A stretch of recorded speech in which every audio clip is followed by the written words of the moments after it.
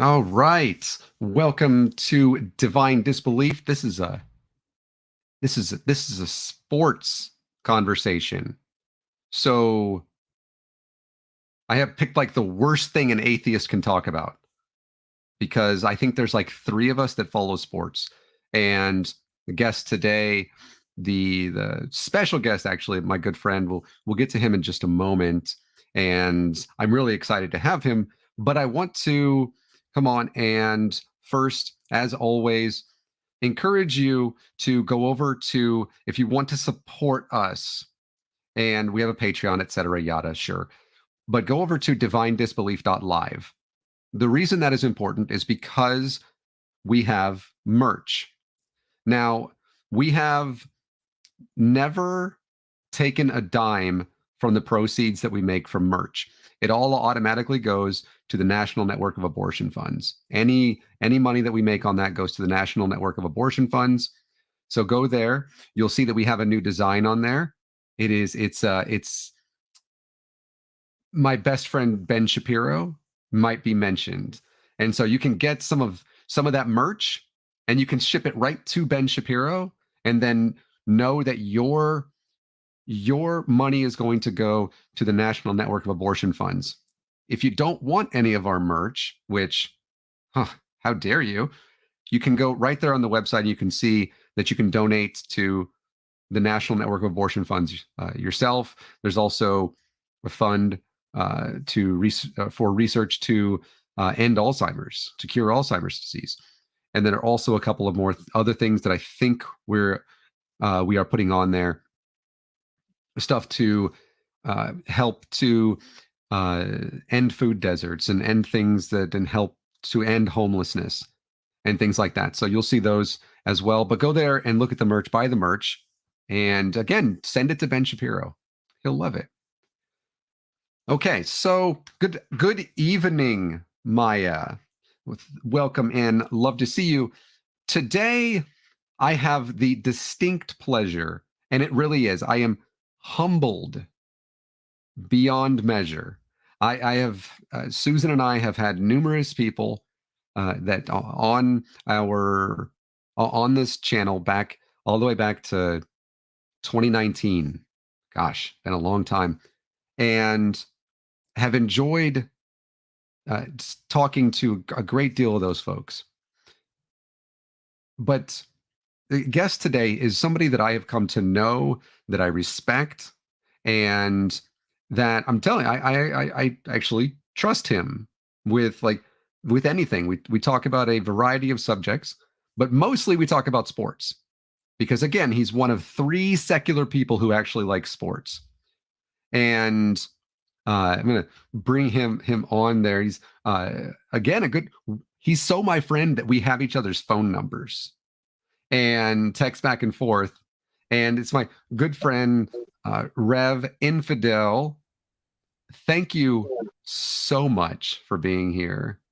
Well, that's very, very kind of you. And I'd like to say, longtime listener, first time caller, glad to be on the show. I'll hang up off and listen to your response off the air. Well, it's what's funny is, and you know what? Sure, I have a lot of thought. I have a lot of thoughts. This is remember that a week ago, or I guess it was almost exactly a week ago that I tweeted out and I said, because we're going to talk about sports, is not college softball, is SEC softball overrated? And what's funny is I know that both you and another friend of mine, or a mutual follower, I guess we're not friends, we don't know each other that well, who went to Nebraska, both of you said yes. And because you are, by admission, a Tennessee fan.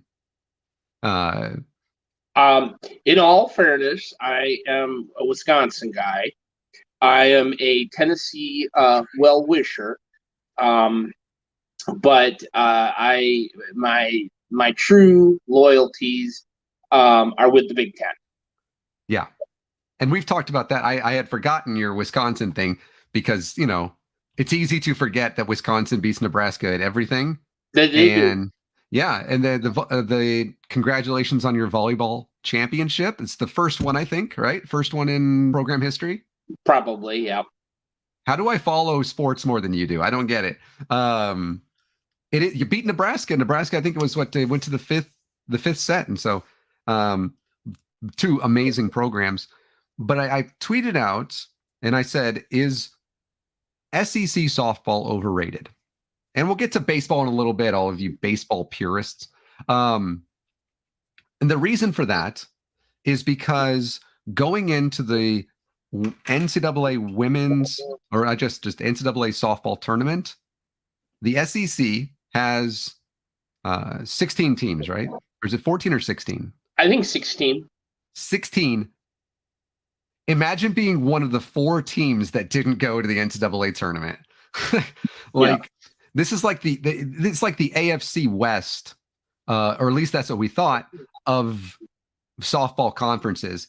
Because if you look at like the AFC West, it's Kansas City and San Diego, or not they're Los Angeles now. I'll never stop calling them San Diego. And it's Denver, and it's even Oakland, and it's like this murderer's row of teams. And so one of those teams is not going to make the playoffs, even though they're like 13-3, and because they're all so good. Well, we thought the same thing about the SEC women's softball, and there's a reason that I tweeted this out last week. I'm gonna share this screen right here, and because we spoke about it a little bit, I know that when we spoke off the air, I'm a little more invested in the softball side than you are. Yeah. But I'm going to share this. Here we are.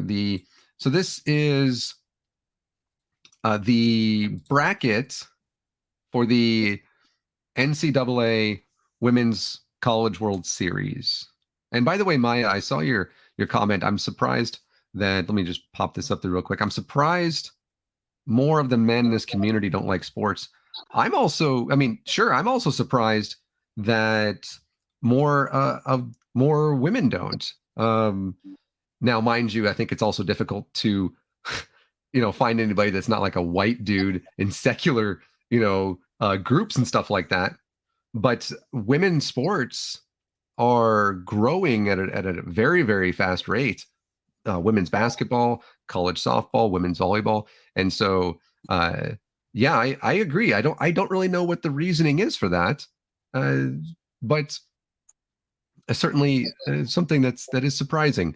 They also call sports ball too. God, stop it. That's demeaning. All right, but here we go. This is the NCAA softball tournament. Obviously, Oklahoma is number one. I think Oklahoma is like 55-2 now or something. So they won, and they beat Texas A&M. So that's an SEC team. Now, mind you, that was kind of expected, right?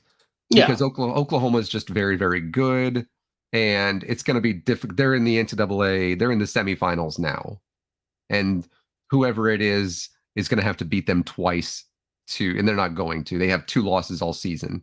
Mind you, the 2 losses they have are to 2 teams that are still in the tournament in Oklahoma State and Texas. So who knows? But and those are fierce rivalries. Yes, it's interesting talking about the Women's College World Series. But we scroll down, and there's LSU. They went out to Tempe, and they didn't win a game. Right? They went 0-2. The Tigers did. Here's Mississippi. They went out to Los Angeles, to UCLA. They got to the final and lost to UCLA. So that, here's Georgia. I don't think that Georgia did not win a game. Yeah, right? The other side there, you got Alabama and Tennessee. Yeah. And Tennessee hosted too. They did. So did Alabama. I think that's the only, or no, there's Arkansas. Arkansas did advance, and they got, I think they went 3-0, which was, there you go. That was expected. Over here, you're right. So here's Florida. They advanced. Right? They beat Wisconsin and Georgia Tech. Tennessee the host in Knoxville, they're knocked out. They lost to Oregon State twice. Alabama, the number 6 seed Alabama, who is a staple in the Women's College World Series, lost convincingly to Stanford. Hey, look, there's Nebraska. They lost to Oklahoma State. And then you go down to Clemson. Here's Auburn.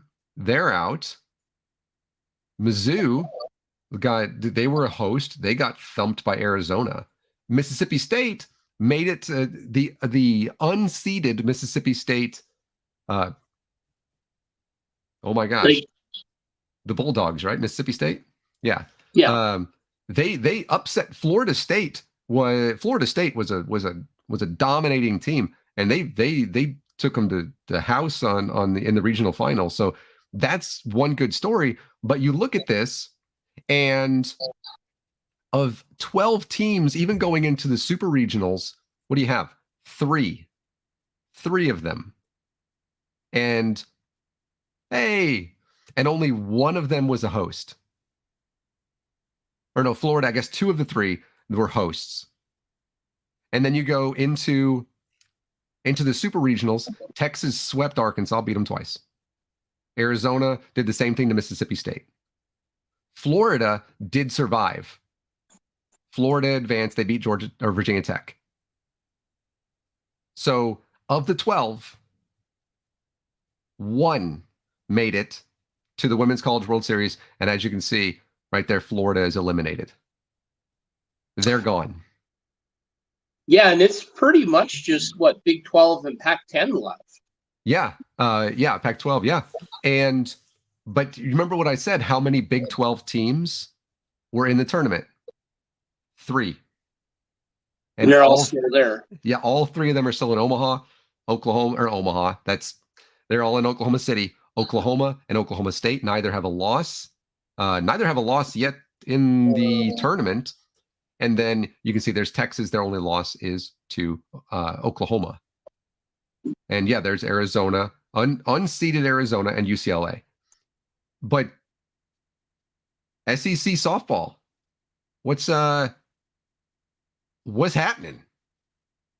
Yeah, I just think they're overrated. And other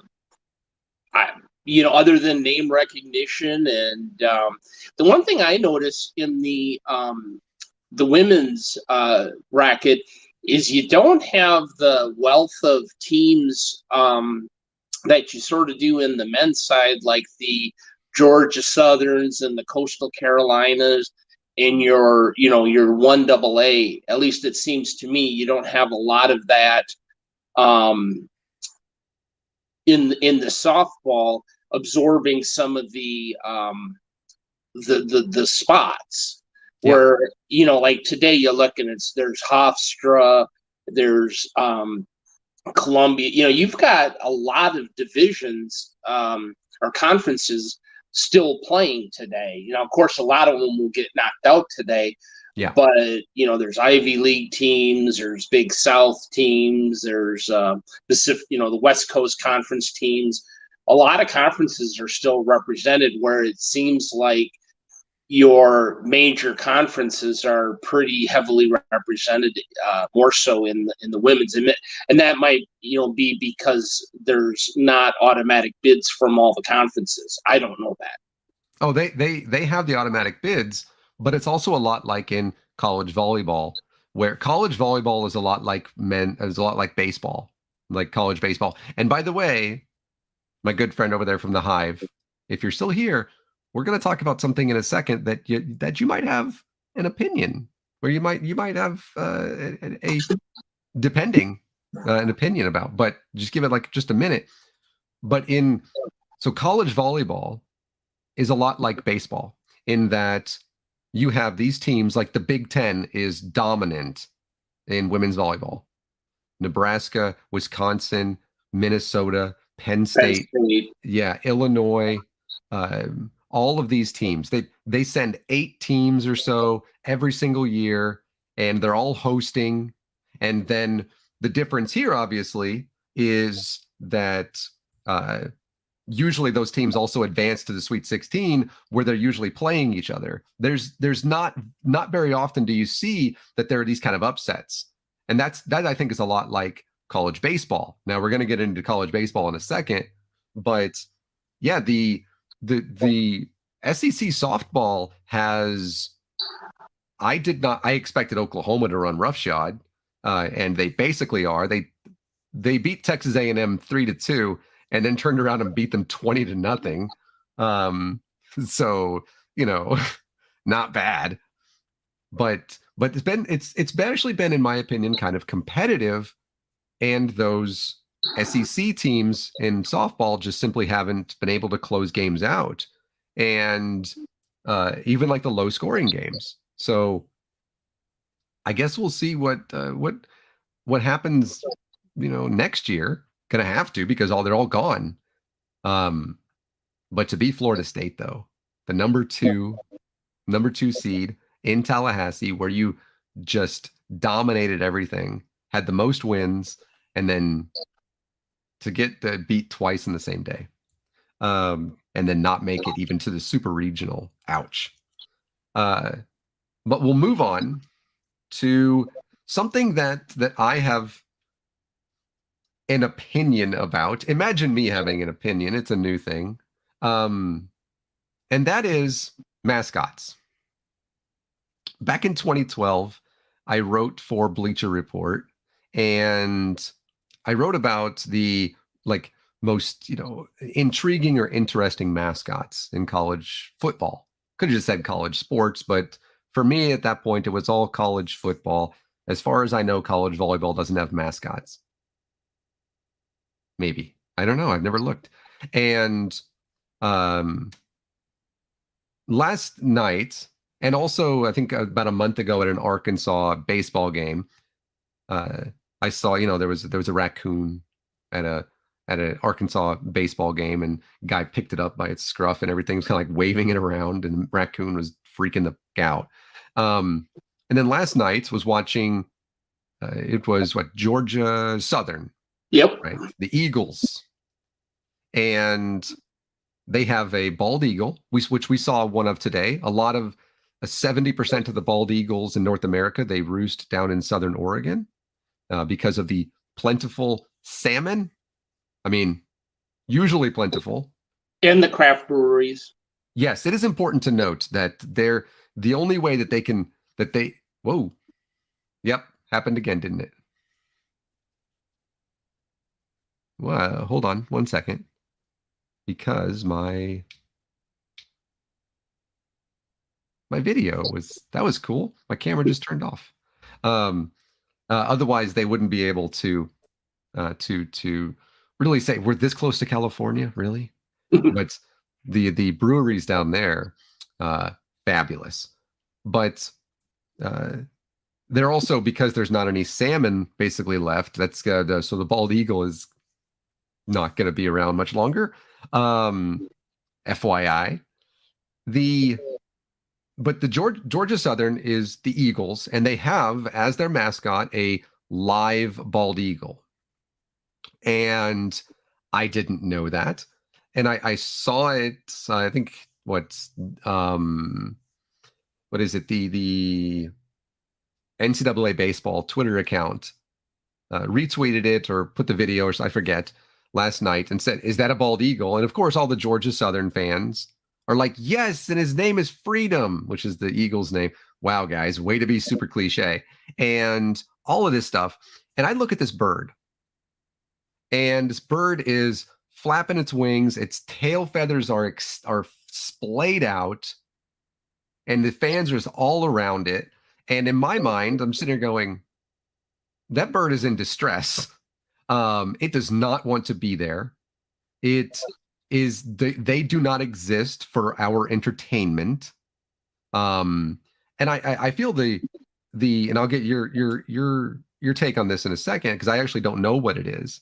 I feel the same thing about like Mike the Tiger at LSU, to where they bring this tiger in a cage into 100 and some odd thousand fan, like a huge packed stadium, and they they cheer whenever this tiger swipes at people and is like super duper pissed off because it's there and it's being, like, in my opinion, subjected to this stuff.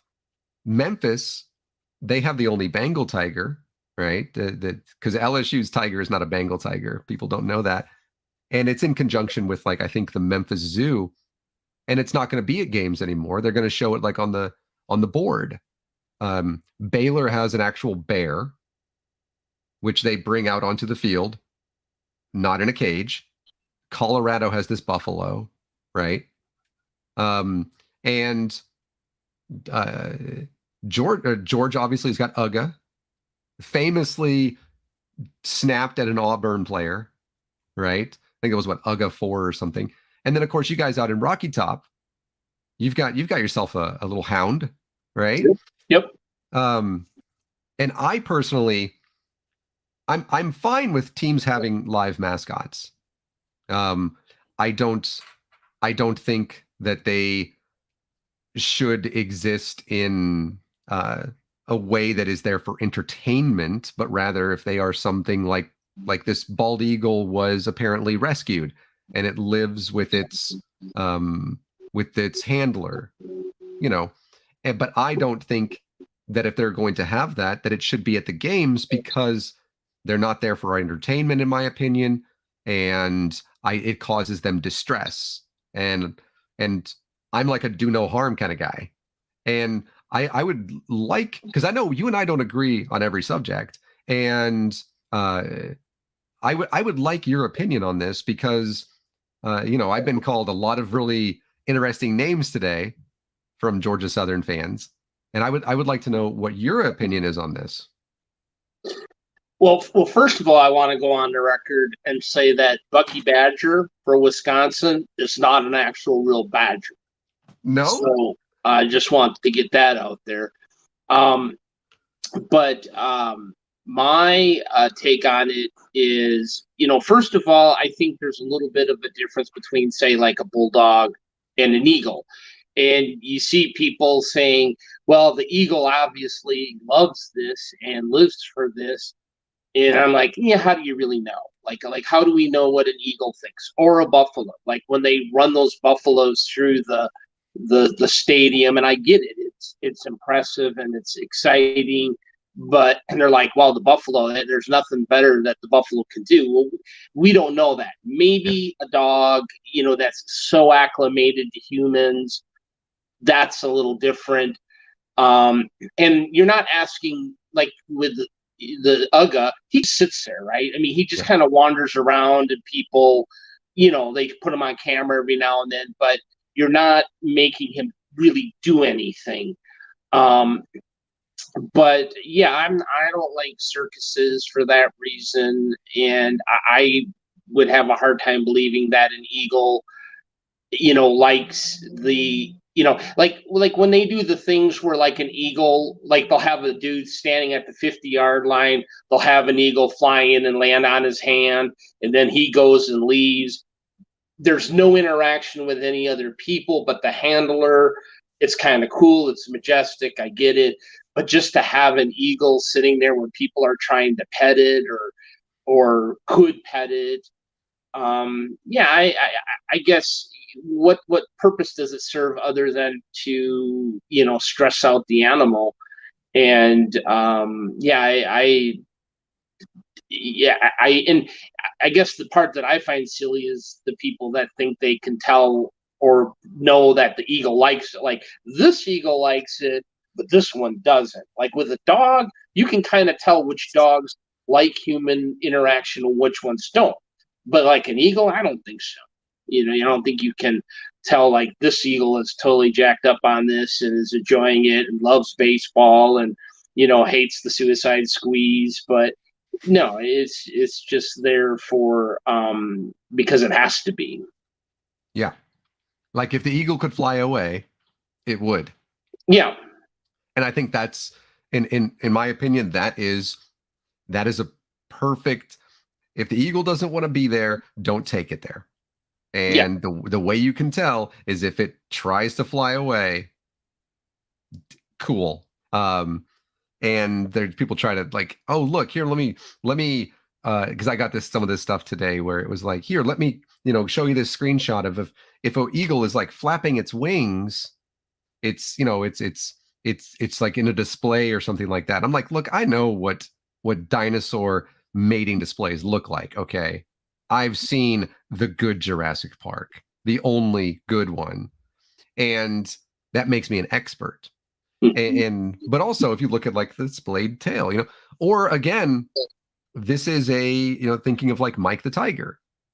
This is a big deadly cat who obviously does not want to be there, and so I'm like, it's I find that to be abusive, and it's a reason that I am, as you mentioned, like circuses. No. Circuses should be illegal. It is inhumane, especially because of what we have done in America in circuses, specifically with black and brown people in cages, and that's within the past 100 years, showing them as spectacle. So, but also places like SeaWorld and things like that, which only exist for profit.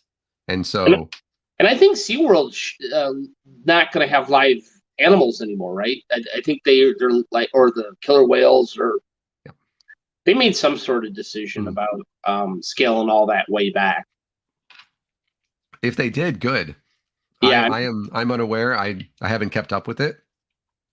SeaWorld exists to make Free Willy movies, and I'm all about that because it shows how awful it is to have an orca in captivity. It's not good for them unless you are there and it's in a rescue thing and you're doing this so that you can then re-release them into their pod.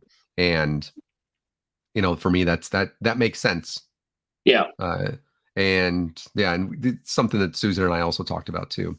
So I appreciate your opinion on that. And by the way, if you are watching, or if you're watching this later, so that's like tomorrow, or I don't know, today's what, June 5th? Sure. Feel free to comment on that. And now I want to move on to college baseball. And this is something the other day I was talking to Susan, because, I go in, and Nebraska, of course, if there is a more disappointing team than Nebraska this year, I don't know who it is. They were, 23rd in the preseason poll or something like that. They were picked by everybody to win the Big Ten. And they did not. They didn't even make it to the tournament. So neither did Wisconsin. Weird, Wisconsin didn't make it. They don't have a team. I know. Yeah, my freshman year when I was at Wisconsin was the last year they had a team. And I think, what was it, Title IX? Was that what that was called? Where where most schools had to cut a number of their sports so that and I forget exactly what it was, the quality of the funds or whatever. So a lot of sports, and of course, with baseball is way behind football, and then way behind hockey, and way behind basketball. So Wisconsin hasn't had baseball in, like, I don't know, 30 or 40 years. And the softball team that they have, I think, only started 2 or 3 years ago. Yeah, it's very new. And not great, but you're a growing program.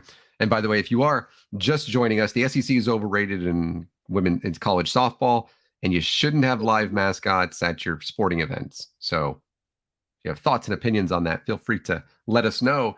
But in college baseball, I enjoy, and just like I do in college football, I enjoy a defensive slugfest over a 56-55. Those are fun to watch, right? Like Kansas City and Buffalo, right? In the playoffs. Those are fun to watch. Yeah. But in my opinion, it is something where when I'm watching a game to where there is this matchup of offense and defense, and it's not a high scoring game and it's a close game, I would rather have that. Or if you want to have, like something like, 20-17, I think that's perfect. And I would rather have that than a 56-55, and certainly would rather have that than like a 56-3. I don't know what your opinion is on that as far as what you would like in like college football or college baseball. I like college baseball to be close. Well, again, as a Wisconsin fan, it partner takes us a whole season to score 70 points. So I'm definitely in the column of let's win a bunch of 10-3 games, play good defense, control the ball, run, and let's not get anyone too terribly excited. So in baseball, I would rather watch really good pitching, good defense, and and good hitting. Because if you have a pitcher that's really dealing, and then all of a sudden a couple guys start hitting the ball, well, then now it's exciting because they're doing something, they're making adjustments. But some of these games, like there was one today, was 29-15. I mean, that's slow pitch. That's just like men's slow pitch league, and then I don't think that's an entertaining. And who knows? Maybe that one team burnt all their pitchers up, and there was a reason for it. But well, we should actually get into that, because is that the case? Because it was Friday evening, and I sat down next to Susan. I think I don't remember what we were doing. Probably watching Obi-Wan Kenobi or something, and I was like, oh, let me check baseball scores, because even though Nebraska's not in, I still, college sports are my favorite sports.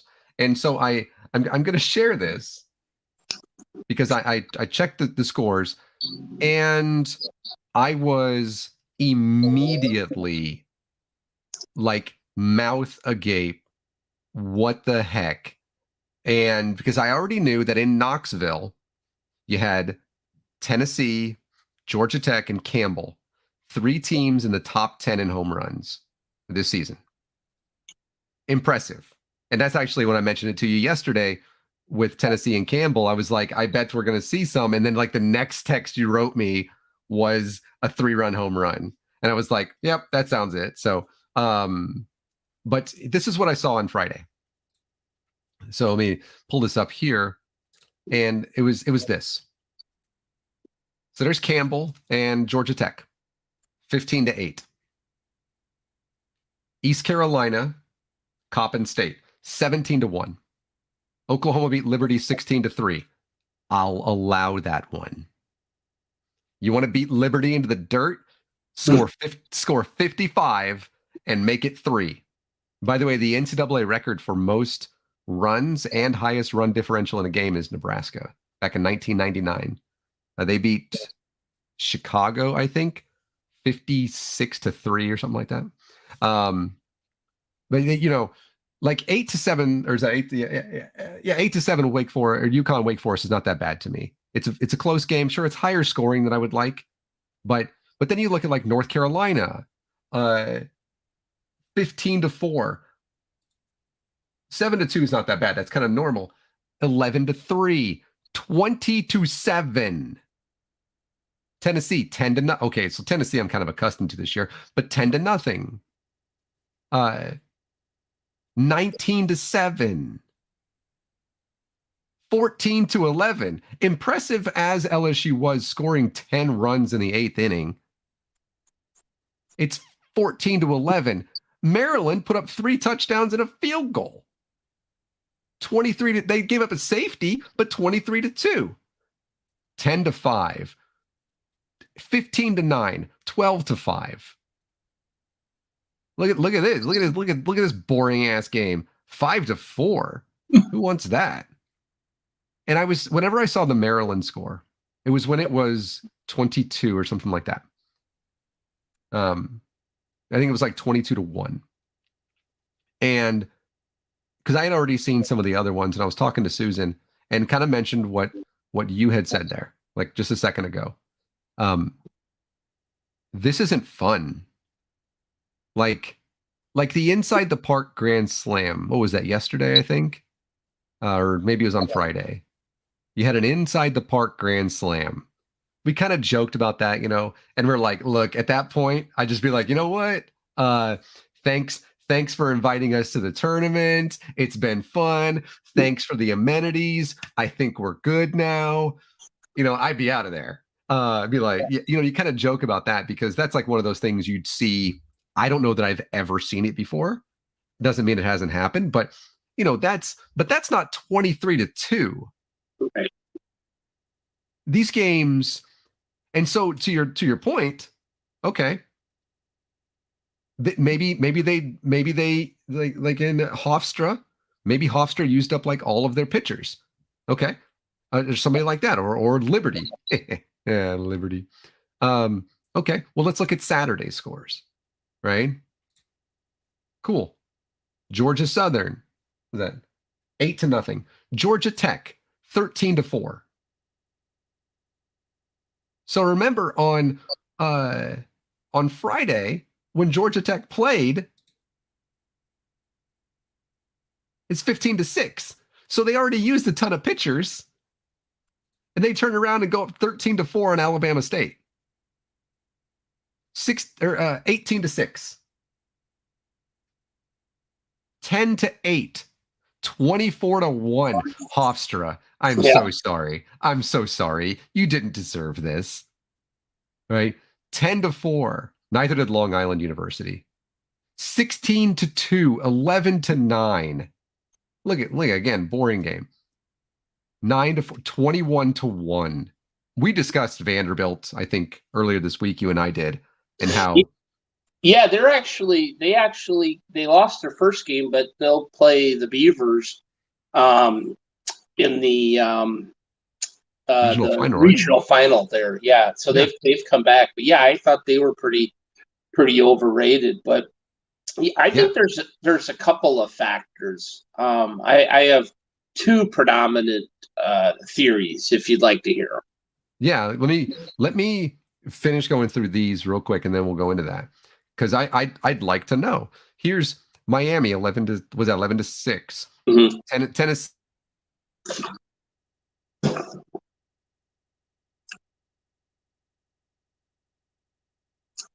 Hold on. There we go. Sorry about that. 21-7. This is literally a football score. Yep. 20-12. Again. 10-5. We're gonna get to, like, Maryland lost to UConn, which is amazing.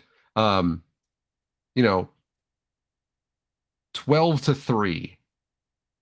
Like, those aren't outliers. Yesterday was what did we say yesterday? The first time in NCAA history that 5 teams scored 20 plus. Right? That was what that was, wasn't it? Yep. So it's not an outlier. This is an everyday thing. Look at this. Top of the 8th inning, North Carolina 16, Virginia Commonwealth nothing.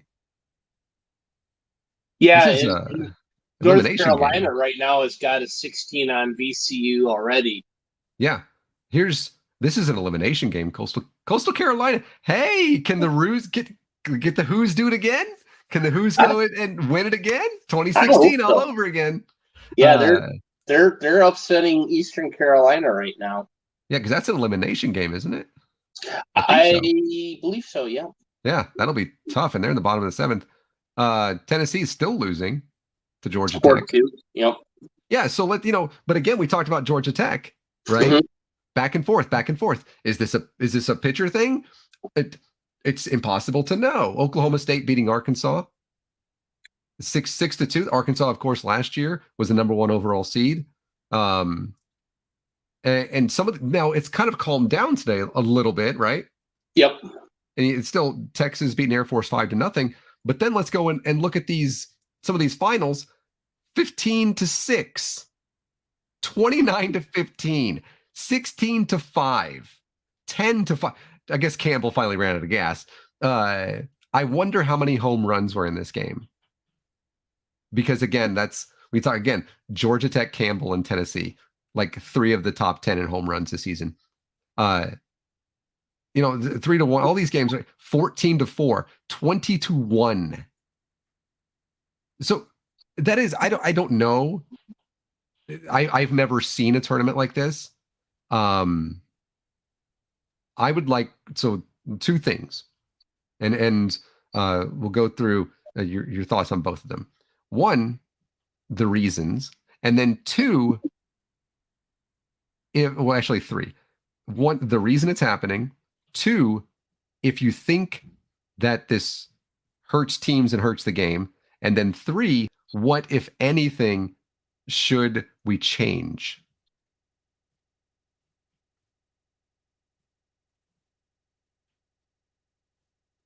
That's for you. Okay. So I think, and I'm not a longtime college baseball watcher, but one thing that I've noticed, and this is kind of a slow trend, is that I think the college game is catching up with the pros, where in college they're getting away from the small ball approach. You don't got dudes stealing, you don't got dudes bunting, you don't got dudes making outs on the bases, and teams are playing for 3-run home runs more, and they're playing for they're letting their RBI guys drive in runs, and instead of the whole guy gets on first, let's bunt them over to second, sac fly to third, and then a single, and now we've scored 1 run and then we're out of the inning. You got teams putting up a lot more crooked numbers, and that's a trend I've definitely noticed, is that the college is kind of getting away from the whole let's manufacture runs. Let the big guys drive in a bunch of runs, and that's kind of a long-term trend. I think the other thing that's happening right now is, like, with the COVID years and the additional eligibility, I think our first baseman is like 35 or something. And I think some of these guys have just gotten a lot more repetitions. Like the best player that Tennessee has had in a long time was Todd Helton. And he actually led the team career in home runs and saves, which is bizarre, but happens in college. Obviously, he was a borderline Hall of Famer in Major League Baseball, probably should be in the Hall of Fame, an exceptional talent. But a couple of guys tied his home run record, and then some little crafty lefty out of Alcoa tied his save record. It's not that they're as good as he was or even remotely close. It's because they had the repetitions, they improved, and they're seeing, they've accelerated their let's say their skill, and they've seen more pitches, they've got more repetitions, and our lineup is just stacked. It's hard to get out.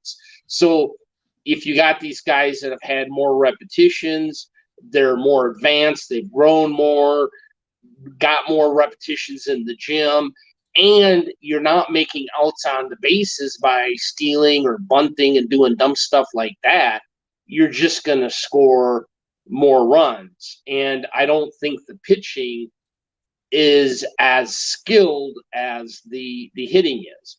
And it kind of reminds me of some of these games, it's like watching, slow pitch baseball. You just got a couple of good pitchers here and there, and then some dudes are just serving up batting practice, basically. Mm-hmm. And maybe they need to think real hard about making wood bats. I was going to ask you about that. Yeah, I like the composite bats, but bringing wood bats back in, perhaps that evens the field, because they're not going to make the fields bigger. I think the players are going. I think you'll see a decrease in the next 2 to 3 years once the whole COVID effect kind of balances out. But you're I think the bunting and the stealing bases and all of that's not going to be a thing anymore like it used to be. So hey, let's bring back wood bats, and I mean, there's a reason why they don't use composite bats in the pros. Yeah. Yeah. If it was good for the game, they certainly would. Yeah, I think that's very. I think you're right about that. It is amazing when I go through the stats and I'm looking at it, and Tennessee is like at the top of every stat. Um, they're at the top of scoring margin. They win by 6.7 runs per game. My Yeah. God. And then runs per game, Tennessee is third at 9.4. Georgia Tech 9.5. Again, these teams, Campbell is 11th with 8.7. Georgia Tech is second at 9.5. Then Tennessee is third at 9.4. All three of those teams were in Knoxville. Yeah. Yeah. In Campbell last night, we have some of the hardest throwers in baseball and college baseball too. And man, they just lit us up. I mean, we had to get that crafty lefty out of Alcoa to come in and throw some 70-mile-an-hour junk at these guys to get them out. And, you think, okay, Campbell, they've never seen 90-mile-an-hour pitching. Well, the heck they haven't. And it was a launching pad, Yeah, and it's when I look at this though, I'm looking at some of these other things when I look at like runs per game, and Campbell has scored even against Tennessee more than their average. So Georgia Tech, Georgia Tech's around the same, right? Yeah. Now, mind you, I think it's important to note as well that you and I had a conversation last year about Tennessee, and because I actually updated their Wikipedia page last year, and I had to make sure that I got everything right. It's a big thing for me, and I know that we had talked about it. We had this long like thread and stuff, and I remember saying, "Wow, Tennessee is going to be good next year." Yeah. I was like, the amount of returning talent if they don't enter the transfer portal is, and I didn't expect them to be like 55 and something good, especially before heading to the College World Series. Like that far in front of everybody and having this high of a scoring margin, this many runs allowed, or not many runs allowed. They're only allowing like what is it, 2 something per game? Yeah. 2.7, which is a whole. It's a whole run in front of Southern Miss, which is 3.7, and Southern Miss, by the way, goes in there and they're getting pummeled. I think they're done. Yeah, they are. Yeah. And they got pummeled, even though their defense all year long was pitching, defense, errors, all of that was perfect for them. You go to the NCAA tournament, they did the opposite of everybody else. It's just like you look at some of this stuff. There's Arkansas and there, Texas, Stanford. All these teams are like, oh yeah, we give up like 4 runs per game. You go to the NCAA tournament. And again, this year is like no year that I've ever seen. And I'll get to the thing you mentioned about the extra COVID year in a moment, because I think that has something to do. We talked about the girl at Oklahoma with the home run, like 30 this year, which is pretty phenomenal. But I've never seen this, and you come in and these teams, which this year have been allowing, like Tennessee allowed 2.7 runs per game. They've given up like 11 in more than one game, right? I have to look again, but like, so teams are just swinging away at this point then, right? They're just walking up and saying, hey, don't even worry about getting on base, just swing away. That is that going to change the pros? Like, will that change the MLB? I think the MLB has already changed. It's gotten to be where when I was a kid, people paid more attention to batting average, for example, and you could have like a 310 batting average, but have an on base percentage of 315. But nobody cared about that because they just looked at your 310 batting average and said that's great.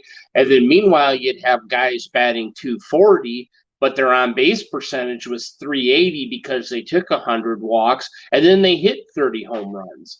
And I think baseball is MLB has figured that out a while back, that we don't care if you strike out anymore. If you strike out or ground out or fly out, we don't care. We don't need you slapping the ball around the infield. Just take your hacks. If the pitches aren't there, take your walk. So basically, go up there, hit a home run, strike out, or take a walk. And I think that's kind of the predominant batting approach. If you can hit with power, if you're not a home run hitter, well then you gotta make better contact and shoot the gap or whatever they say. But you got to be able to get on base a little more. And and again, when I was a kid, all you would see was batting average, and you'd say, oh man, this guy's 320 and it's great, but he only walked 5 times all season. Like I remember Ozzie Guillen one season played 162 games and he walked like 4 times. Yeah, he never walked. Yeah, and he had like 700 at bats or something ridiculous like that. And I was like, how does he not like accidentally walk or like one time forget to swing or something? And, or just think like he got called out on strikes, like 4 times. You're just not trying to, you're just up there trying to slap the ball around the infield. Yeah. So what you're saying then is Brad Pitt is not going to be in Moneyball 2. Probably not. No, they're probably going to go. They're probably go another direction with that. Yeah, especially since I think he is in the general manager's suite now, and the Athletics are in last place. Yeah, they're not in Cincinnati place. Historically bad Cincinnati. Kansas City's giving them a run for their money there, but good old Kansas City. But that's interesting because the one thing that college ball hasn't been able to do is change the NFL, but is certainly not in the ways that we would expect. They're getting away from the running game a little bit more, but the NFL, I think it's such a big jump from college to the NFL that I don't know necessarily exists as far as a gap from high level college to at least AAA ball, and then getting into because you have a huge the amount of like basically training that you get, single, double, AAA, prepares you to go into, and some of you just automatically go into wherever, like whatever team you're going to play for. Whereas in the NFL, there's just that gap where they're like, hey, enjoy, So I think it'll be. I agree with you, by the way, when you say the wooden bat thing. I think that'd be a really good idea. I know a few years back they changed the ball or something, and that was supposed to make it so there weren't so many home runs. And then we look this year, and teams are hitting hundreds of home runs. I think every top 10 team hit over 100. And it's like, what? Yeah. That is you go back 10 years. 2012. That is unheard of. Yeah. And with records being set this year, which they are, Oklahoma, cumulative record, career records. Oklahoma has got the home run record at Oklahoma. I forget what her name is, right? It's like Alo. I think so, but she's got the home run record. Cool. She had an addition. She's basically been there 4.5 years. She had a whole extra half of a year. You look at guys that are like in men's basketball, scoring. They had an entire season, which they were able to come back, and so you have that many more points. You have that much. That is the COVID year has messed up sports and college sports to such a degree, at least when it comes to cumulative and career stats, because it is just I don't. This is like a Barry Bonds type asterisk Sammy Sosa type thing, right? Except for instead of steroids, it's COVID. Yeah, because for a lot of these players, especially like in women's softball, where are you going to go? You might as well stay and play another year. If you're an elite basketball or baseball player, you should probably go to the next level and forego your senior year or your COVID year or whatever. But for a lot of these guys, and also too, there wasn't minor leagues in the last couple of seasons either. At least not all the levels and all of that too. So Yeah. a lot of guys probably, instead of going play single A, double A, just stayed in college another year, got that much better at college. But I don't think you're going to see all these dudes that are hitting all these home runs, in the majors. They're just very, very good college players. And like you say, there's just going to be that little, it's going to be kind of like the years in the 40s when all the ball players were in World War II, and it's just a lot of weird statistical stuff was going on. And I think, 30, 40 years down the road, they're going to just look at it and say, well, COVID, and that's what happened. It is what it is. This is the story. And these guys got extra at bats. They got extra attempts. And that's why they have all the career records, Yeah. Oh, I'm enjoying this LSU Southern Miss. So Southern Miss has to win twice. It's 4-4, top of the sixth. Yeah, and the Vols got bases loaded here with 2 outs, down 4-2. That's a good game, though. 4-2 is a good game. Yes, it is. But here comes a grand slam from Tennessee, and it's just going to open it up, and it's going to be like 6-4 in one swing of the bat. Like, because I saw that, right, where Maryland had 23 runs and they had like 20 hits. Yeah. Like, how do you get 20? What? Because usually you have like 2 runs on 7 hits, 1 error. Like we went down and we watched the Portland Pickles the other day. That's the team here, one of the teams here in Portland. And even though we need an MLB team, look up the Battered Bastards of Baseball, by the way. Mm-hmm. Kurt Russell's dad was the coach. The Mavericks, the Portland Mavericks. Were they the Mavericks? I forget. Yeah, the Portland Mavericks. Yeah. There's a very famous book. Jim Bouton wrote it called Ball 4. Yeah. And he went and pitched with those guys. He was a knuckleballer. He pitched he pitched for the Yankees in the World Series and then kind of came back and wrote kind of like the tell-all book. And he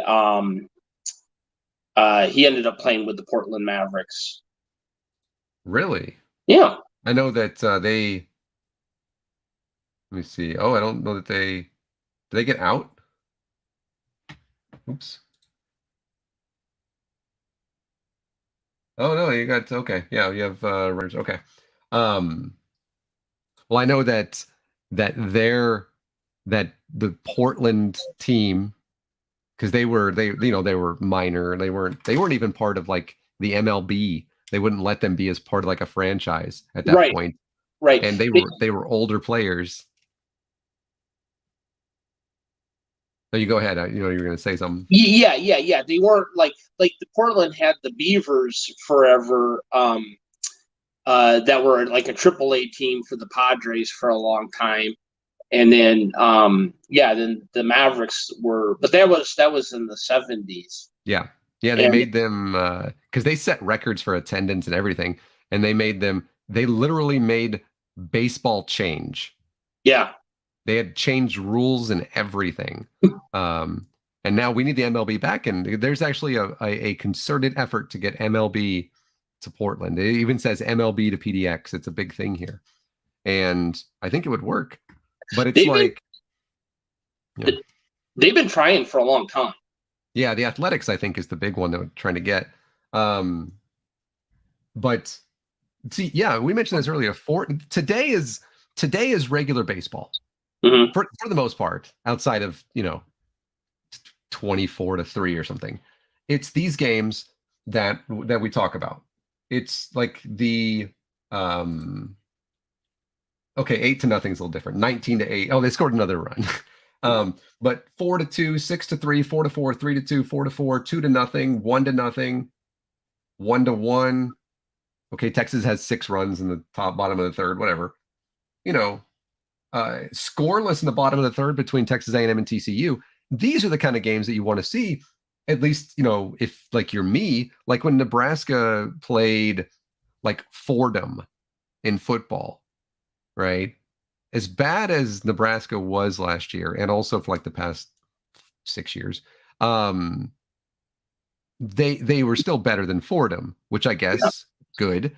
And they just like were thumping them, and I was like, at that point, it becomes something where you're just like, this isn't fun anymore. Yeah. Like when you're up by 60 points, you're like, okay, let's call it off. Like when Nebraska beat Minnesota like 84-20 or something back in 1983. I was like, what are you doing scoring 84 points in a game? Like stop it. And to say that today is the outlier because almost every game is a close, low-scoring game, to me, it makes it so that I don't enjoy the games that much. Yeah, I agree. And just by and by here, the Georgia Tech pitcher struck out the guy with bases loaded, struck him out looking. So 4-2, no runs scored. But that's good baseball. That is, yeah, And that's exciting. Bases loaded, like you say. On one hand, it could be 6-4, but 4-2. Yeah. And there you go, good pitching. Won the day for Georgia Tech. So these are two potent offenses that are going to score some runs. So someone's doing a good job throwing the ball today if you've got Georgia Tech at 4 and Tennessee at 2. Yeah. So women's or college softball has a run rule, right? Mm-hmm. And of course they only play 7 innings, but I think it's if you are up, is it up 8 or up 10 after 5? I don't know. It would make sense after 10 after, or maybe 10 after 5, and then maybe 8 after 6 or something like that. I think that's actually what it is. And so, of course, Oklahoma. This is actually really impressive when you consider Oklahoma and the things they're doing this year and the amount of runs they're scoring. Is they have so many games that are run rule games, mm-hmm. and yet they're still just destroying teams. Yeah, like they're still putting up those numbers and they're still getting those stats. I wonder, and I realize that this is like asking for gun reform. If college baseball should say, hey, let's consider a run rule thing. Because in the Big Ten, right? I think it's in the Big Ten, to where if you're playing the Sunday game, the third game of the series, especially if you're playing 2 because Saturday was rained out or something, and you go into like run rule territory, they call the game off. Right? Yeah. I think I'm pretty certain, I could be wrong about that, but depending on conference, but I'm pretty certain that's what happens. And in this instance, I would like to see that in just all of college baseball, where if you're up by 20 freaking runs, it's just demoralizing. Yeah, and what's going to happen? So, and I like the run, and I like ties in baseball too. Now, and obviously in tournament situations you can't have ties, but like in a weekend game, why do you need to play 17 innings? You can just have a tie. We can do the math and figure out, how a thing stands, but you don't need to tax your pitching, your pitcher's arms. So what's going to happen is you go up, let's say 12-0, right? And you're like, yeah, we're not going to win this game. So what do? You bring in some schlub from the bullpen. Well, he's going to give up another, 6 or 7 runs. Yeah. You're not going to waste a good arm to get through a 12-0 game. So a run rule makes a lot of sense because you're not going to waste a good pitcher at that point. You're going to say, okay, we're done. This game, we need to save our, come back and win another day. So we'll just get through this game.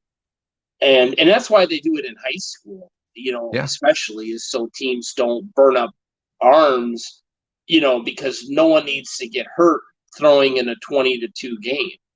Yeah. And and that's kind of like the thing. Well, you have, when you played those high profile games, the series, right? So like last year, or you can even use this year, Florida, Tennessee. We talked about that. I think that because that was an earlier season series, and I think Tennessee swept them, right? Tennessee swept Florida. I believe. Yeah, they swept like so many this year. Yeah. And like and Tennessee, Mississippi, and all of these games, you would expect to see you have your Friday night pitcher who is your number one pitcher, right? Get that first game of the series. That way you can hopefully win the series just by winning one more. Right. And then, Saturday you've got the 2 weekend starters. And it just seems like this is completely destroying that, to where are you really going to sit in there and let your Friday night pitcher come in and throw 80 pitches in 5 innings, and then say, sure, we're going to leave you in the rest of the game? And it's like, what? You're talking, you're barely half the way through the game yet, and you already got a pitcher who's going to be tired. What if you have to go further into the tournament, and now this guy, is he going to be able to throw again in 3 days? So I think that there is, I don't know, it hasn't been like, I love watching baseball. Like, not only am I like 1% of secular people that like sports, but I'm like 0.01% of secular people that likes watching baseball. Yeah. Now there's a bunch of things like whip and all of this, and figuring out like slugging percentage. Look, there's certain math that is unnecessary to do. But I like watching baseball. I love watching volleyball. And figuring out how to explain to people what hitting percentage is in volleyball. I like watching Tennessee this year. You and I have had many conversations about Tennessee, and like yesterday, there's a thing about swagger, right? Yeah. Yesterday, did you see the guy hit the home run yesterday? Yeah. And then basically slow walk to first base and then flip the bat like 20 feet in the air. Yeah. Okay, first off, I think that there should have been something that's just dangerous. Well, and I told you too. I said Tennessee is basically a Ric Flair heel of college baseball. He's, go Google or look on YouTube and look at Ric Flair doing a promo as a bad guy, and that's basically Tennessee. It's pretty easy to root for someone like Campbell if you're watching that and you're not invested into Tennessee. You see that guy, you haven't won anything yet. You haven't, that wasn't like the walk-off home run or anything like that. It's Campbell, no disrespect to them, but, come on, hit your home run, go around the bases, and then save your swagger for, another time. And I think there's a little lack of self-awareness there. And of course, the next guy got plunked. Yeah, I saw that. Yeah, that's what happens. That's what happens. You can't get mad. You can't get mad at the pitcher. Yeah, the pitcher was like, "What?" And I was like, "Man, I would have plunked the next guy and probably the next guy after him too." You know what I mean?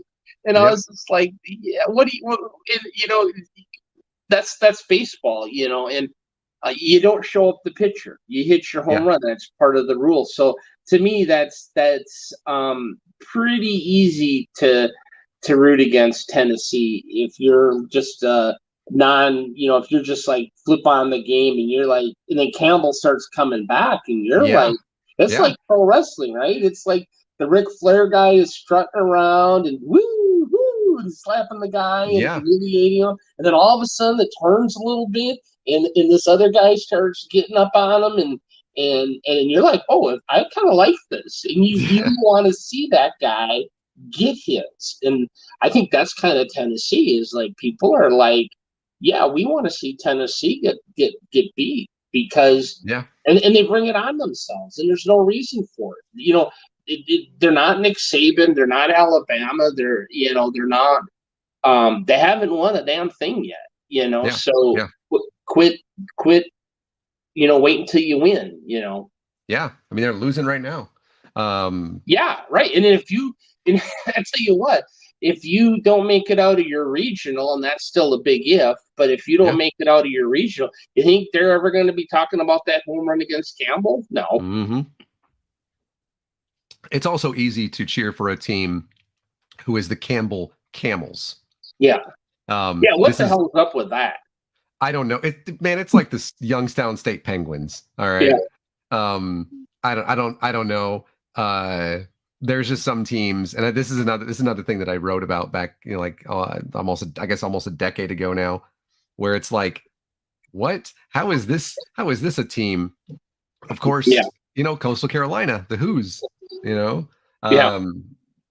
but whenever I saw that the bat flip and that slow walk, like he didn't even move basically until it was over the fence. I almost commented on it, and I almost did. I almost was like, because some people did. They did the whole act like you've been there thing. Yeah. To which I said they haven't. But I also thought back to Nebraska football in especially the mid 90s. You have 1995 Nebraska is like the greatest college football team ever assembled, and you have this moment where they're running for 399 yards per game. So Wisconsin may have learned it from somebody, which I actually know that's true. You're welcome for Barry Alvarez. Mm-hmm. And there's the stories from the offensive linemen who would say to the opposing defense, the defensive line, hey, this is the play we're going to run. Try to stop it. Yeah. Right. And there's that type of like, that is, I don't know that the two are the same. Right. Because this is chatter back and forth in the trenches, which happens anyways. But This is the thing where the reason I didn't comment on it is because I was like, I've seen cocky players before. Right. Like, and when you are that team, like when you are like 95 Nebraska, and there's like, there's just no way you're going to win this game. And then the other team is just literally telling you, this is the play we're running, try to stop it. And you can't. Like, they know you can't. There's a certain like attitude that is, that's felt throughout that entire team. And I think that there's something to that. I don't think it's the same as what this guy did yesterday. No, because what Nebraska, a D lineman or an offensive lineman tell him a D lineman, nobody knows about that except those two and the people. It's not like you're showing that guy up.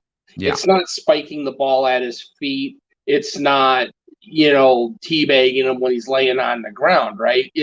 You can sit and talk, and that's why the officials let that all go, because it's not so demonstrative.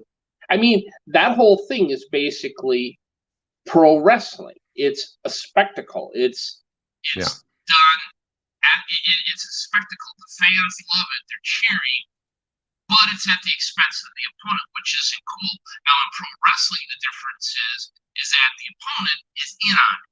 And he's like, okay, I'm part of the show. Where that pitcher is like, you know what, I'm not part of the show. So I'm going to drill this next son of a bitch up here and kind of bring everyone back to earth, and then act like what? Ball slip, Yeah. Let me see. Hey, Rev, 1 second. It sounds like your audio switch kind of sounds like you're in a hallway. I'm not. Yeah, it kind of sounds like it. Let me see. Let me put you back off. I'm going to remove you and then bring you back up here. And hey, it's me. Okay. So go ahead and like mute your mic and turn it back on and stuff. I'll bring you back up in a second. But this is, and we're going to finish up here in just a moment, but this is actually a really fun conversation, in my opinion. First off, because, hey, secular people, there's more to talk about than, than Jesus. I promise. I'm not telling you that you can't have your own channel and talk about this.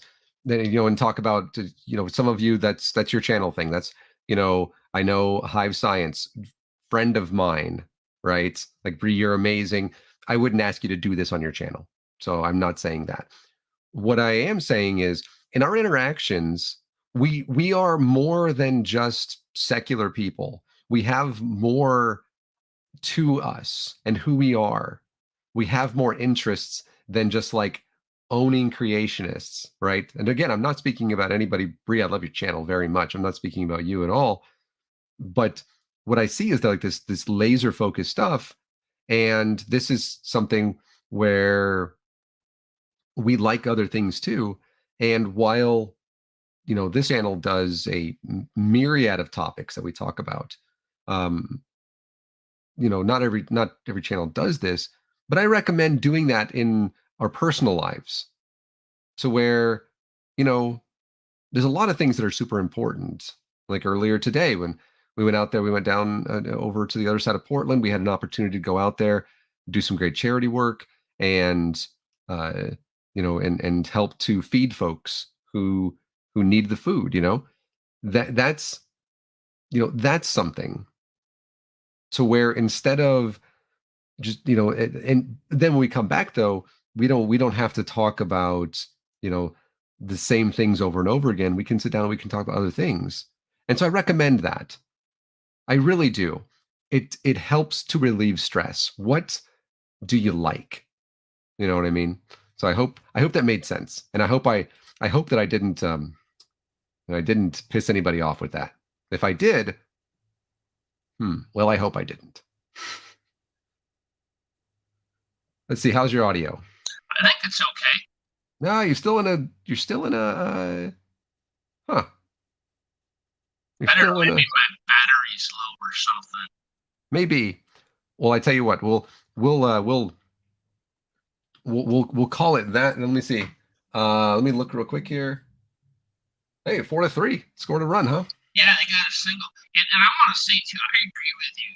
Like, there's so many more things in the world that, I mean, on one hand, you have folks saying, atheism is just a question, is an answer to one question, yet it dominates a lot of people's lives, that one proposition. And so I always think that's kind of a weird hypocrisy almost. If atheism was simply an answer to one question, it wouldn't dominate as many people's lives as it does. And you're right. There's political things, and making sure people have their rights. And I've always said too that people are clamoring for more atheist politicians, and I promise you, the first openly atheist politicians are going to be right-wing nut jobs, and that scares me. And to disqualify somebody like a Jimmy Carter or someone like that just because he believes in God, but does everything he can for this country, and I don't agree with it all, but but I can certainly get behind the man. And certainly, I'd have been very, if I had been in his generation, I'd have been very proud to do a lot of the things that he's done, and disagreed with him on religious stuff all day long, but still voted with him 99% of the time. Let's see. 1 second. I want to make sure I get that right. should point something out here as we go to sign off here, is that so here in Oregon, we currently have Kate Brown as our governor. She is the first bisexual governor in the country. There is, I think, it's one of the states that are in the Northeast. There is a gay guy that's governor, and Well, in Kentucky. Really openly gay? Yeah, Andy Beshar. Oh, I didn't know that. Okay, so yeah, there you go. Tina Kotek is the Democratic candidate who's definitely going to win and win the gubernatorial race. She'll be the first lesbian, at least out lesbian, as a governor, and so that's something.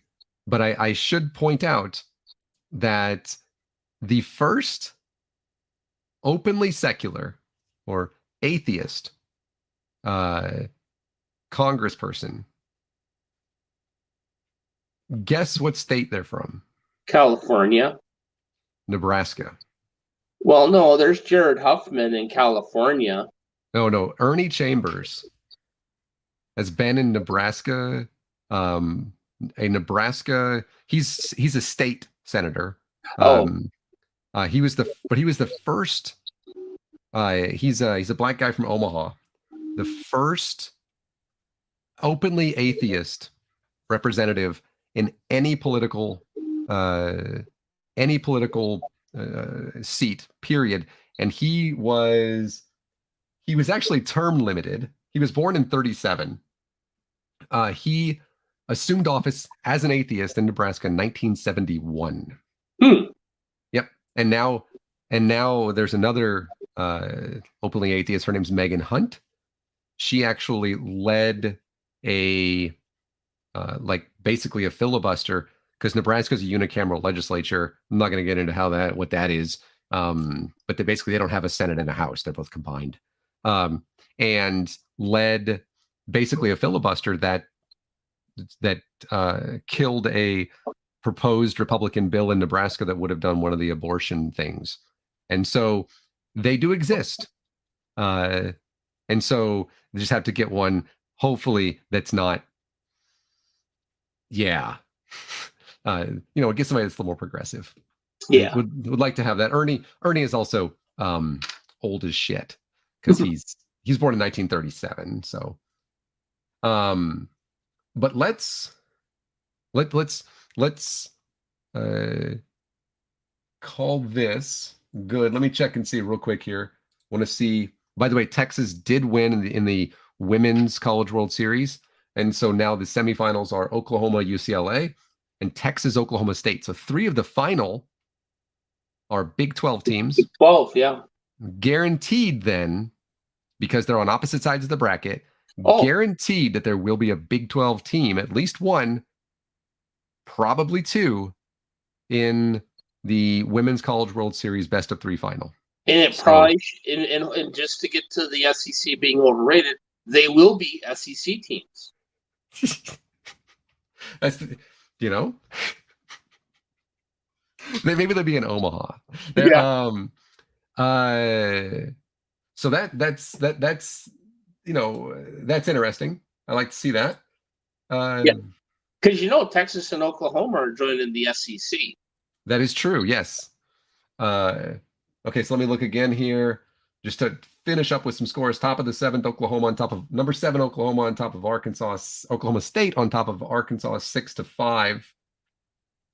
The bottom of the 7th, Georgia Tech leads number 1, Tennessee 4-3. The bottom of the 7th, number 15, Maryland and UConn knotted at 4. Top of the 8th, number 13, Florida 6, Oklahoma 2. Bottom of the 6th, down in Hattiesburg, number 11, Southern Miss 6, LSU 4. I don't know that LSU is going to score 10 runs in an inning here, but I guess we'll see. Where are they playing? Notre Dame and Texas Tech. Are they out in Georgia Southern? Statesboro. They're at Georgia Southern. Okay. Statesboro. Oh, okay. They're in the bottom of the 8th. Notre Dame on top of Texas Tech 2-1. That's an elimination game.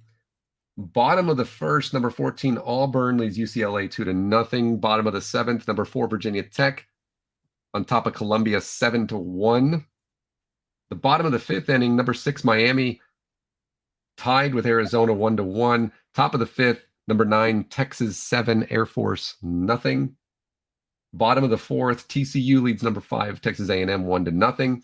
Bottom of the second, Vanderbilt 2, number 3 Oregon State nothing. Vanderbilt's looking better than you and I thought they would. Yeah, they're scrapping. Yeah. And then finals from earlier today, Arizona beat Canisius. Love that name. 7-5. Louisville eliminated number 12. Louisville eliminated Oregon 8-5. Number 13 Florida beat Central Michigan 6-5. Coastal Carolina eliminated Virginia 7-6. Columbia 15-6. The Bulldogs, Gonzaga Bulldogs are gone. Number 10 North Carolina 6-5. So Georgia is out of there because North Carolina lost yesterday. Yeah, they're done. As we mentioned earlier, number 7 Oklahoma State 29, Missouri State 15.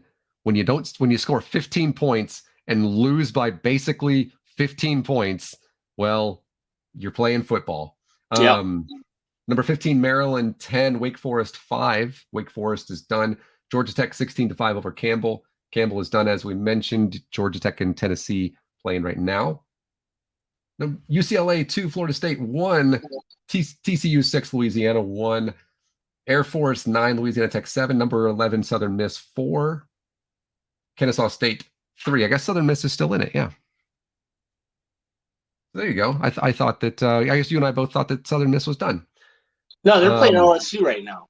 Yeah, and they're on top of them, yeah. So, yeah. But I think LSU, I think they have to win twice, though. I think they have to beat LSU twice. They do, yeah. Texas Tech 3, number 16, Georgia Southern 1. Yeah, Georgia, they got eliminated. Georgia Southern did. Yeah, the Eagle is gone. The Eagle is gone, yep. Mississippi 2, number 6, Miami 1. Number 12. Go ahead. They started that regional on Saturday for whatever reason. It was rained out. Yeah. So they're like a whole day behind. Yep, I saw that too. It was really, really confusing until I saw they were rained out. Yeah, that's where Arizona's over there too, and that's Canisius was there too. Yeah, that's who that was. Number 12, Louisville eliminates Michigan 20-1. Vanderbilt, who's playing right now, avoided elimination earlier, 14-4 over San Diego. Number 2, Stanford 8, UC Santa Barbara 4. That was an elimination game, wasn't it? Or maybe not. Earlier again, Coastal Carolina 9, East Carolina 1.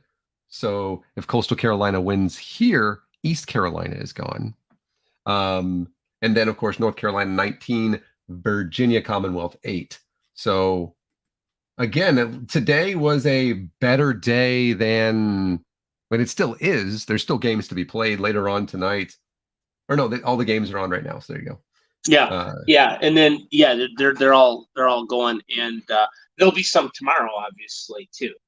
Yep, I see that Southern Miss put up another run too, and I need to see because I can't believe I don't. Stanford's number 2 seed. I think they've only lost once. I think the regional finalists. I think they got beat. I think they got beat earlier. I think that they did. Yeah. They I couldn't. They're not eliminated. Yeah, they've lost one. They lost to Texas State. Texas State has 0 losses. That means Stanford has to win twice tomorrow. Yeah. So, which I do think they will. Let me see. Yeah, Oklahoma State and Arkansas right now. Because if Oklahoma State loses, they're done. Maybe. Yeah. I have to keep. Yes. So that'll be, so there's, this is the type of thing that I'm kind of, and again, we're getting down here in like the next 30 seconds or so. But this is the kind of stuff that outside of the games, like outside of the horrendous scores, and they are, I don't think that I could accept anybody saying, like, I don't know that I could accept any excuse as to why those scores are good. Like, I've played on teams that have like run up the score, and I can tell you it becomes not fun playing it. And but this though, seeing that there are all those teams, where uh you look at like the like Southern Miss has a loss, Miami has a loss. Those are both number 6 Miami, number 7 Oklahoma State's got a loss. Number 10 North Carolina, although they are all over Virginia Commonwealth, but they have a loss. Maryland has a loss. Stanford, that's number 2 seed, right? Mm-hmm. Tennessee, if they don't get their act together, they're going to have a loss. I mean, Georgia Southern's already eliminated. East Carolina is about to be, right? Aren't they losing to Coastal Carolina right now? I thought so. Yeah, they were. Yeah. They might have already lost. Yeah. The Eastern Carolina lost to Coastal Carolina. Oh yeah. So that game. Okay. So there's one. So they're playing tomorrow. They're playing tomorrow at 7:00 my time. Yeah. But like that's a loss. Louisville has a loss already. They're playing Michigan tomorrow.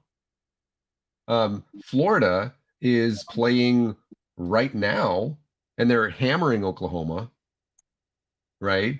And they're going to play again tomorrow. So these are all host teams that have a loss.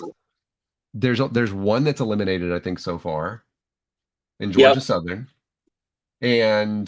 but you have a lot of these teams. This is I like to see this because that's a lot of getting rid of like all of the nonsense things that are just runs all over the place.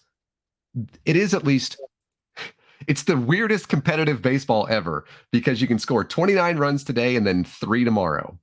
Yeah.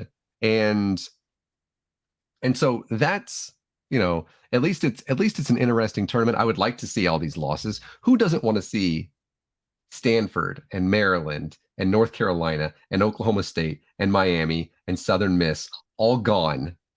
Yeah. Right? Okay, maybe I'd like to see Southern Miss over LSU, gonna be honest with you. Yeah. Right. But Miami, have Miami gone. Now, if Oklahoma State does end up losing to Arkansas, okay, well, it's Arkansas, right? Yeah. But Virginia Commonwealth, UConn, Texas State, who doesn't want to see that? Yeah. Right. And to go in there and see that, those will be some fun games to watch. And that's something that you don't get in NCAA volleyball. It's something that you don't get in college softball or women's volleyball. It's something that you really, the reason they call them Cinderella teams in the NCAA basketball tournaments is just because they don't happen very often. This is really competitive and I like it. I hate the fact they're scoring 50 runs a game. So, but we'll wind it up here. Don't you do some? Did I watch you in one of your video things that you did? Was it Answers and Reason? Yep. Yeah. Yeah. Because I know you're involved with them, and that's a pretty cool channel. And so I recommend. I don't know what the Twitter and YouTube and stuff. I don't know if you know what the info is to go and watch some stuff there, especially some stuff you've done. Yeah, Answers and Reasons is great. I like just about everything all those guys do. Yeah. I don't know. This is going to sound really bad because we know each other really well. I don't know if you actually produce any content on the internet. I don't. I just jack around on Twitter pretty much. Okay. I'm glad that I did not miss something because that would have been a little bit embarrassing for me. But you follow you on Twitter. I forget what your handle is. Rev N Fidel. Okay, so that's exactly what it is. Awesome. And you can also follow me on Twitter. I am at PDX Secular Guy. Not difficult to find. And Susan is at Motel Cowboy. You can go follow the Corgis on Twitter and Instagram. They are at Dose Corgis15. They're popular, which is good. And you can go follow Georgia Southern and their bird. Yeah, I mean, they'll go to the clubhouse because they lost. Stupid Stupid people and their stupid birds. Let the bird go.